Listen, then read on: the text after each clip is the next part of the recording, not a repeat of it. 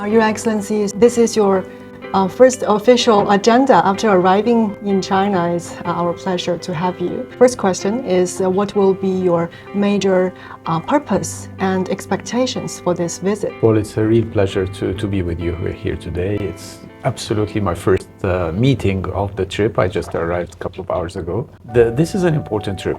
But more importantly, I'm here to meet my counterpart, the Minister of Trade in China. We need to talk about the future. We can expand the trade and investment between the two countries to different levels. So I'm excited. My first official visit to China, but I think it will be the first of many to come in the future. What are some of the major areas or sectors are you looking for collaboration with China? What we want to see is more investments in the renewable energy, solar panels, for example, because Egypt needs, in terms of renewables, is massive. So between now and 2040, I think Egypt needs to add probably 65 gigawatts of additional energy power generation, where 80 to 90% will be renewable. Chinese companies are the leading global leaders into that field.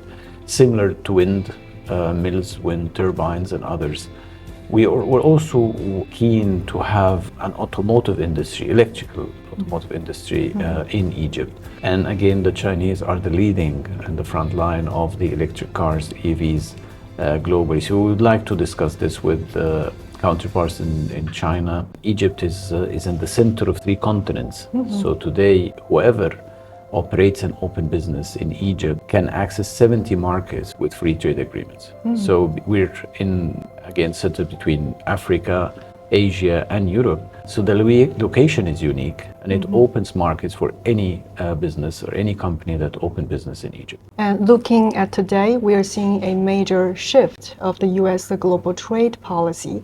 How do you think Egypt and China can work strategically together to make this into a trade opportunity that can benefit both sides? The tariffs that we're seeing is disrupting trade in general, which will affect global trade in general, which we're seeing figures in the decline. We hope that the Chinese companies would see Egypt as the right destination for them to be able to manufacture and to access Europe. Tariffs is not only coming from the US, it's also coming from different parts of the world. And I think the value proposition that we have in mind is that if a Chinese company would want to access Europe and the US, it's easier to have their operation in Egypt. And Egypt is also having free trade agreements with many regional blocs. Absolutely. So we have the EU partnership, for example, so that opens the EU. We have an agreement with the US. We have an agreement with the Arab countries as well. So the Africa, that's what I mentioned, 70 countries, any product in Egypt can access with a free trade agreement. There are around 2,800 Chinese companies now operating in Egypt. What are some of the specific steps is your ministry going to take to grow or support these partnerships? We're very open. We want Chinese companies to feel they are at home when it comes to Egypt. So one of the steps that we offered is to have a Chinese industrial zone in the Suez Canal economic zone. We're open to expand that industrial zone for the Chinese companies.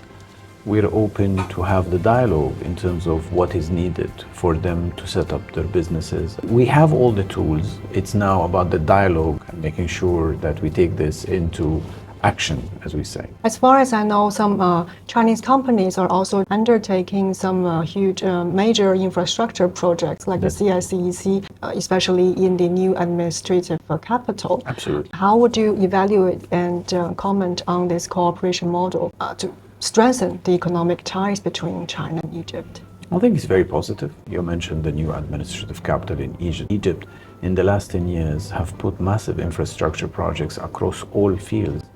Investing close to $550 billion in the last 10 years in highly needed infrastructure, be it in roads, bridges, ports, and we're still expanding our ports, building 24 new cities, expanding the footprint of Egypt from 6% to 12%, adding almost 30 to 40 gigawatts of additional energy generation. So we want to double our number of hotel rooms, we want to double the number of hospital beds.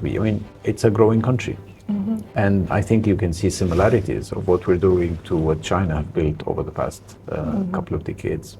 Egypt is now a BRICS member. It is Exactly. also the dialogue partner of the SCO, the Shanghai Cooperation Organization, and it is also in collaboration with China under the Belt and Road Initiative. What impact do you think this will have on the economic ties moving forward? I think we're at the very early stages of how we can capitalize economically on the BRICS and the agreement. The potential is way beyond what we are seeing today. The world is very obvious. We need alliances, we need groups of countries that have similar and shared views of the world, and we need to discuss, as I said, trade and investments across the board.